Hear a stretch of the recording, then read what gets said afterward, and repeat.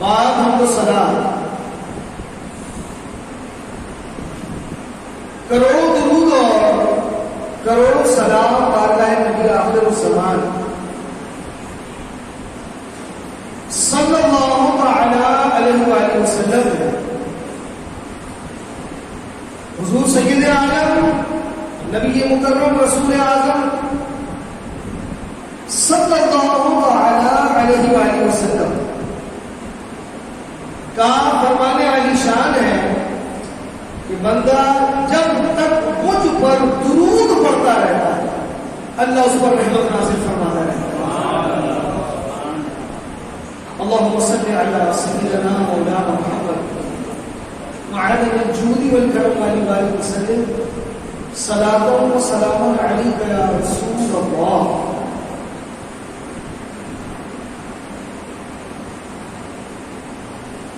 الحمدللہ الحجۃ الحرام کی آج پہلی تاریخ ہے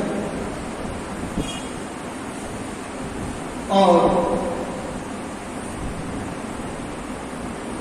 اللہ رب العزت کے فضل و کرم سے اس کا فضل ہی ہے یہ جو 10 دن ہوتے ہیں انتہائی اہمیت کے حامل ہوتے ہیں. ایک جانب اللہ رب العزت کے مقرب لوگ جنہیں قرب خاص ملا وہ لبیک کی صدائیں لگاتے ہوئے اس کے گھر کی جانب بڑھ رہے ہوتے ہیں اور انہیں کی تشریح دیتے ہوئے جو لوگ اس سعادت سے محروم رہے وہ تکبیر تشریف پڑھ رہے ہوتے ہیں اللہ کے ذکر کو بلند کر رہے ہوتے ہیں تو کہیں لبیک اللہم لبیک اے اللہ میں حاضر ہوں اے اللہ میں حاضر ہوں تو کہیں اللہ اکبر لا الہ الا اللہ نہیں کوئی معبود تیرے سوا اللہ محمد وللہ الحمد اور تمام خوبیاں اللہ کے لیے.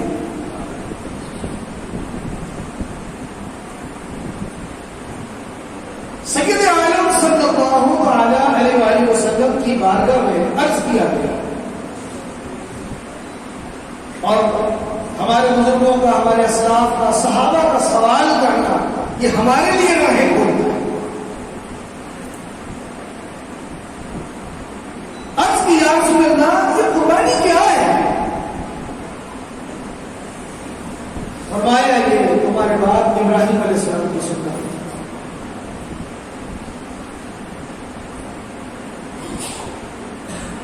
حج کے معاملات ہوں قربانی کے معاملات ہوں یہ دونوں چیزیں اللہ کے خلیل ابراہیم علیہ السلام کے ساتھ وابستہ ہے.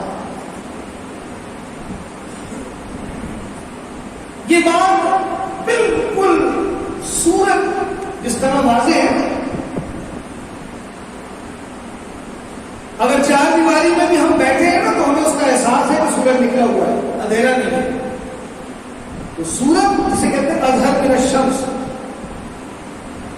سورج کی طرح واضح ہے. یہ بات واضح ہے کہ اللہ کی رضا جو ابراہیم اور اسماعیل اور اس گھرانے نے حاصل کی وہ کمال رضا ہے. اپنے آپ کو اپنے معاملات کو سب کچھ اللہ کے حوالے کر دے اور کامل ترین بھروسہ جس کہتے ہیں نا جسے توکل کہتے ہیں کامل ترین وہ اگر نظر آتا ہے تو سیدنا ابراہیم خلیل اللہ کی ذات کامل ترین بھروسہ فی زمانہ اس وقت اگر ہم ان معاملات کو اپنے پیش نظر رکھیں تو ہم امتحان میں پڑ جائیں. ہمیں اللہ کا حکم ہو اپنے بیوی بچوں کو چھوڑ کے چلے جاتے ہیں یہ کوئی دین تھوڑی ہے.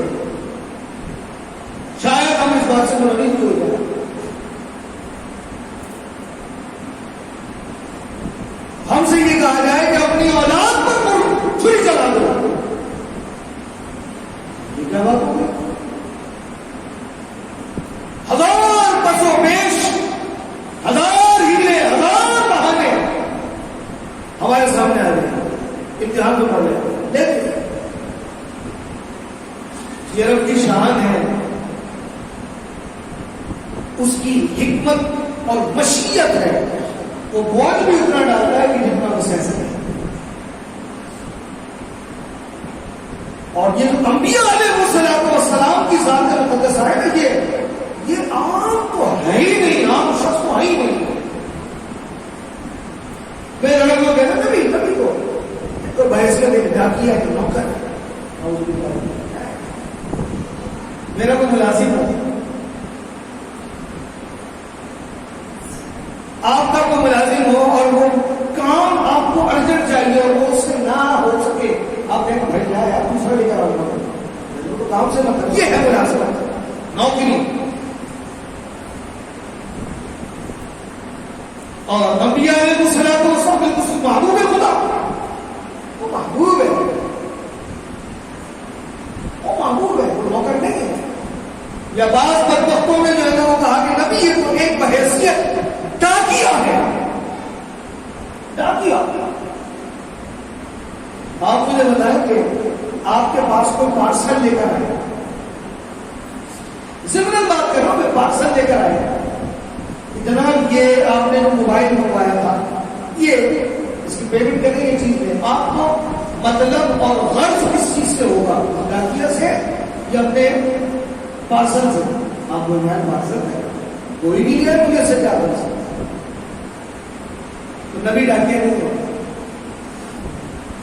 اس کی اہمیت ہوتی ہے، ڈاکیا کی کوئی ویلیو نہیں ہوتی۔ اسی لیے میری معائشہ صدیقہ کہتی ہے یا رسول اللہ، اللہ آپ کی مرضی جو آپ چاہتے ہیں اللہ رب العزت اس کو قبول کرنے میں جلد فرماتا ہے، یہ محبوبیت ہے۔ عرض یہ ہے کہ انبیاء کی جو ذات ہے نا وہ بہت عرفہ والا ہے، بلند والا ہے، اور خلیل اللہ جن عقید عبد اللہ کا خلیل ہونے کا شرف حاصل ہوا ہے، وہ ایسے نہیں۔ نبی کو ڈیسائیڈ ہوتا ہے کہ وہ نبی ہی ہے، وہ کسی مقام پر آ کر نہیں بتایا جاتا کہ اب آپ نبی ہیں، اب آپ کو نبوت مل گئی، نبی پیدا ہی نبی ہوتا ہے۔ یہ ازل سے شروع سے فیصلے ہو گئے کہ انہیں محبوبیت ملے گی، انہیں نبوت ملے گی، انہیں رسالت ملے گی۔ ابراہیم خلیل اللہ اللہ کے نبی بھی ہیں اور رسول بھی ہیں، یہ فرق ہے۔ آپ علیہ السلام پر صحائف نازل ہوئے، 4 کتابیں جن پر نازل ہوئے تو رسول ہے نا، لیکن ابراہیم خلیل اللہ پر کتاب سے نازل ہوئے۔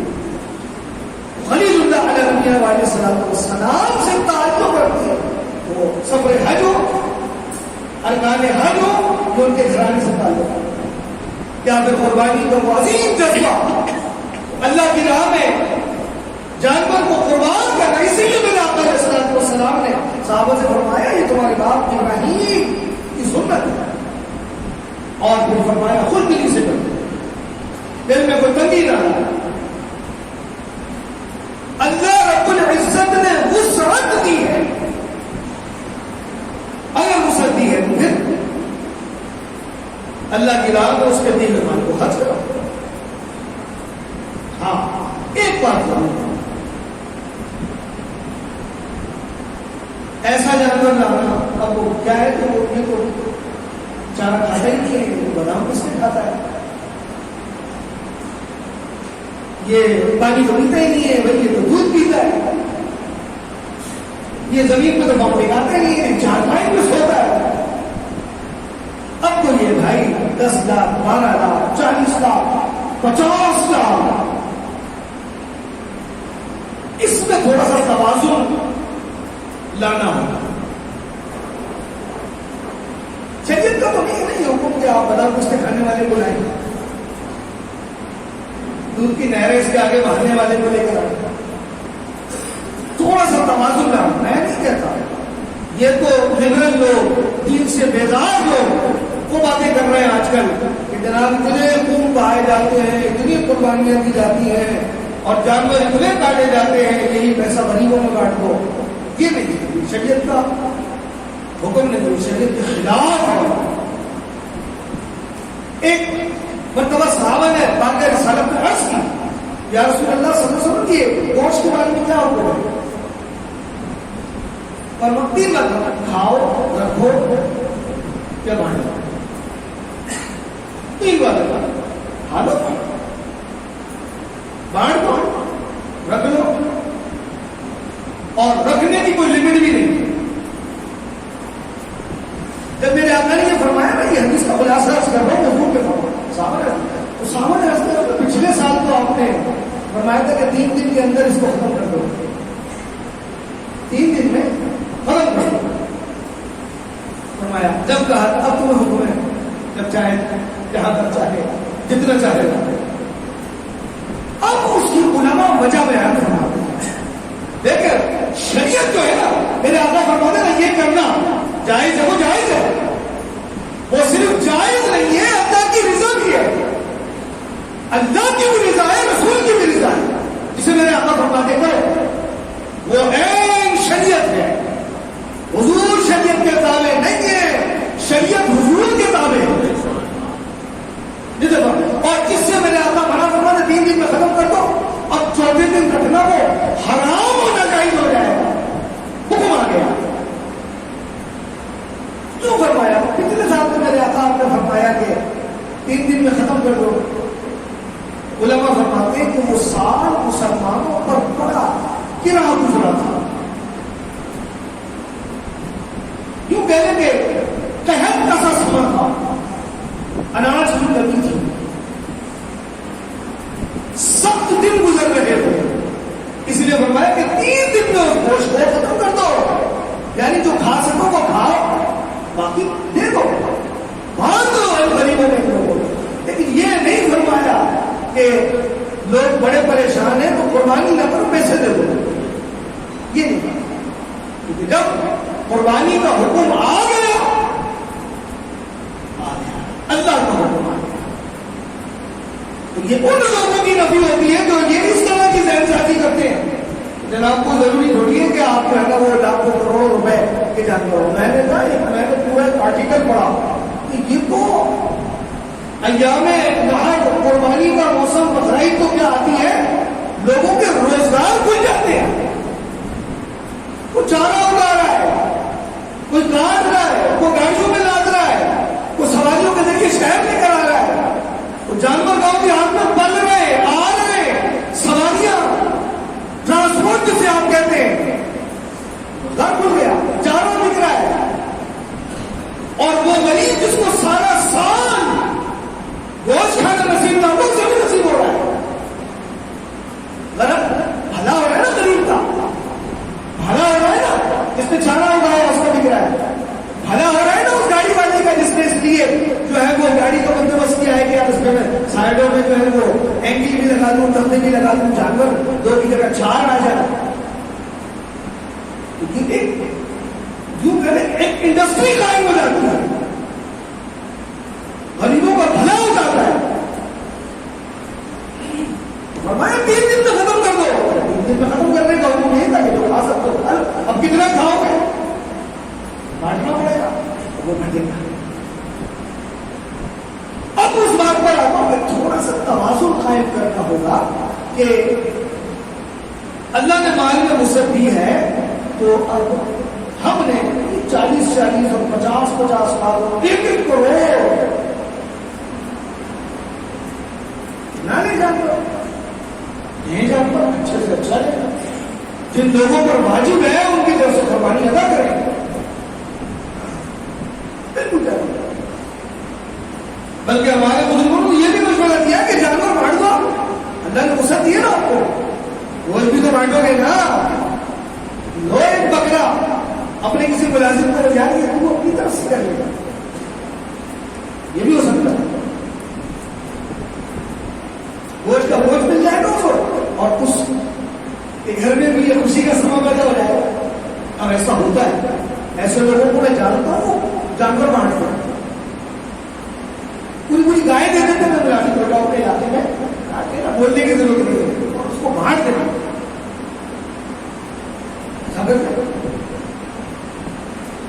لیکن ہاں اللہ نے وسعت دیے تو بے عیب ہو اچھا جانور. لیکن تھوڑا سا توازن قائم کرنا ہوگا. شاید میری اس بات سے اختلاف ہوگا لیکن میں یہ سمجھتا ہوں کہ ایسا ہونا چاہیے. تو قربانی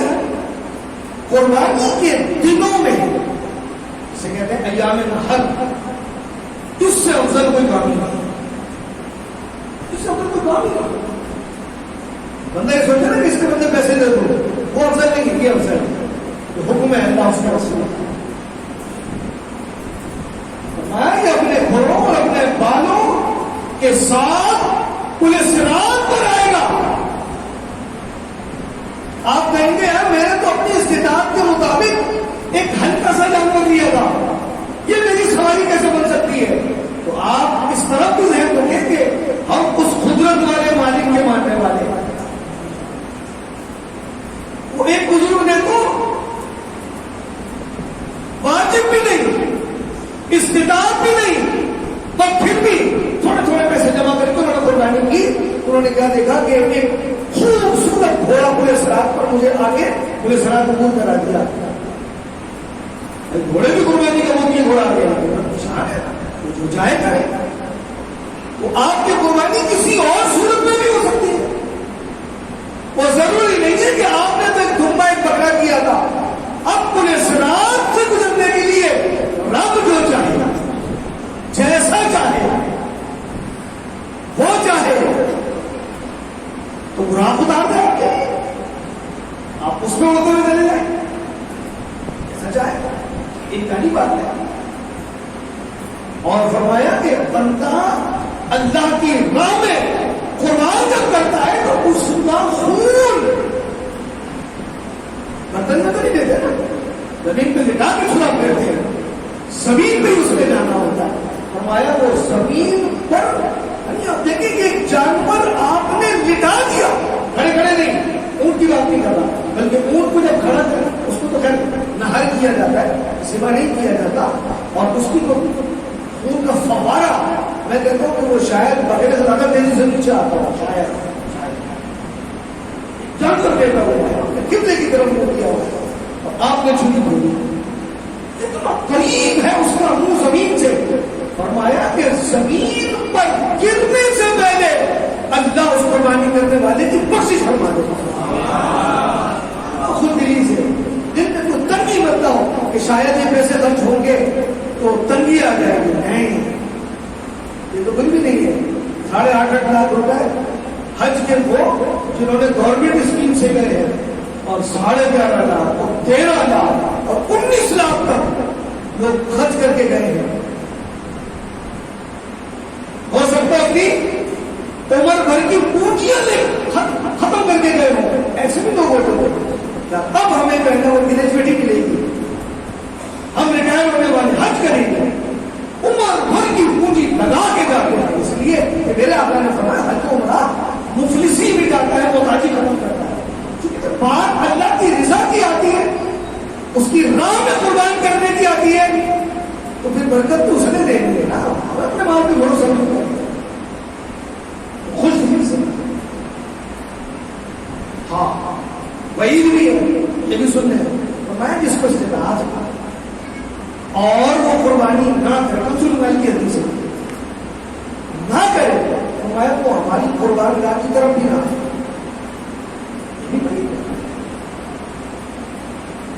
اللہ نے اگر استطاعت دی ہے اور تھوڑی مشقت بھی اٹھانا پڑ جاتی ہے کریں.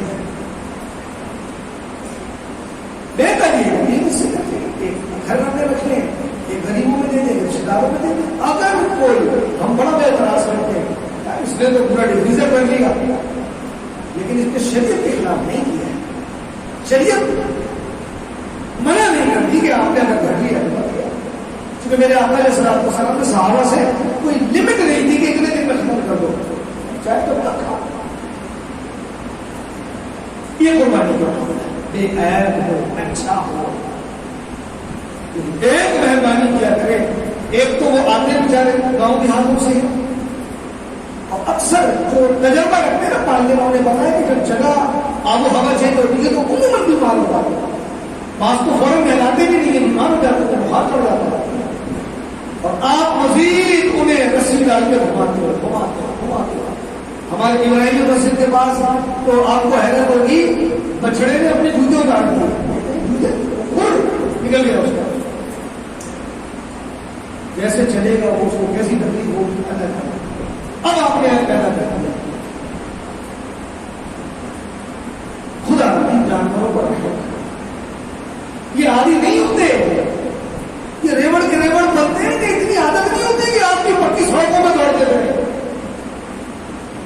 پکی میں رہتے ہیں، نرم جگہ پر چلنا پھرنا ان کی عادت ہوتی ہے. عادت نہیں ہوتی آپ کی پکے پکے روڈوں پہ پتھریلی زمین پہ دوڑتے تھے، آپ تکلیف ہوتے.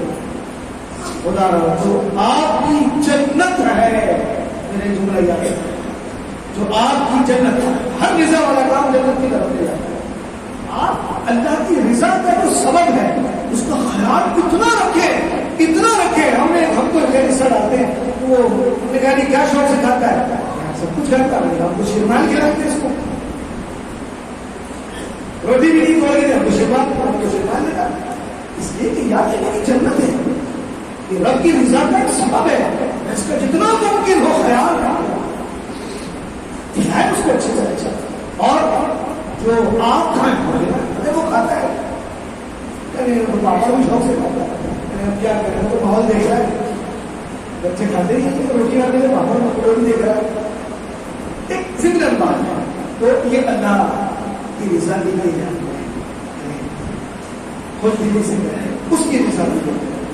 کسی بھی ذہن کے گوشے میں یہ ڈالا ہے کہ لوگ خوش ہو جائیں گے. اور اگر خدا نخواستہ کسی کا ہلکا جانور ہو اس کا کیا پتا وہ مسکران کر کے لاتا ہے، تکبر نہ ہوتا ہے. آپ کی قربانی رہ جائے اس کی قبول ہو جائے. ڈرے اللہ کو خفیہ تدبیر سے، یہ نہیں بولے ہمیں سنبھال کے رکھو چیز اڑا کے رکھیں، کہتے اس طرح وہ بنا قربان کر رہے ہیں اللہ کی رضا کے لیے. وہ کتنا اس میں مخلص ہے یہ آپ کو نہیں پتا. اللہ تبارک و تعالیٰ جو ہے وہ ابراہیم علیہ السلام کی اس عظیم سنت کی برکت کو سب کو مانا. اچھا 9 سے 9 10 11 12 10 11 12 مزید دیکھیں 5 دن تکبیر تشریف ہوتی ہے. اللہ اکبر لا الہ الا اللہ اللہ اکبر. یہ بھی ایک اس کی بھی ایک تاریخ ہے کہ جب ابراہیم علیہ السلام نے اسماعیل علیہ السلام کو ہٹا دیا اور تیز چھری ان کی گردن پہ رکھ دی اور ابھی وہ چھری چلانے لگا تو صبر میں سوچے کیسا قدر ہوگا کہ باپ اپنے بیٹے کو اللہ کے اوپر قربان کرنے کے لیے تیار ہوگا. اور عالم یہ تھا کہ عالم بالا کے فرشتے ان میں شور بتا تھا کہ آج کیا ہو رہا ہے، اللہ کے خلیل یہ کیا کر رہے ہیں اللہ کے حکم سے. جب حکم ہوا کہ جبریل بیٹا لے کے فوراً پہنچو، تو جب وہ آسمان دنیا پر پہنچے، جب وہ منظر دیکھا کہ بیٹا لیتا ہے، باپ کے ہاتھ میں چھری ہے اور چھری چلنے والی ہے، تو انہوں نے کہا اللہ اکبر اللہ اکبر. اور جب بیٹا رکھ دیا اور جب ابراہیم علیہ السلام نے دیکھا یہ تو میرا بیٹا اسماعیل نہیں ہے، کہا تیرے سوا کوئی عبادت کے لائق نہیں، اللہ لا الہ الا اللہ اللہ اکبر بہت بڑا ہے. اور جب اسماعیل علیہ السلام نے دیکھا میری تو قربانی قبول ہو گئی، میں امتحان میں پاس ہو گیا، تو وللہ الحمد. یہ تقدیر ہے، اس کے لیے اللہ رب العزت ہمیں استطاعت بھی عطا فرمائے، ہم بھی سے قربانی بھی کریں اور وہ ہماری جنت بن جائے، اس سے اے مالک میری رضا حاصل ہو جائے. آمین. مجاہد سے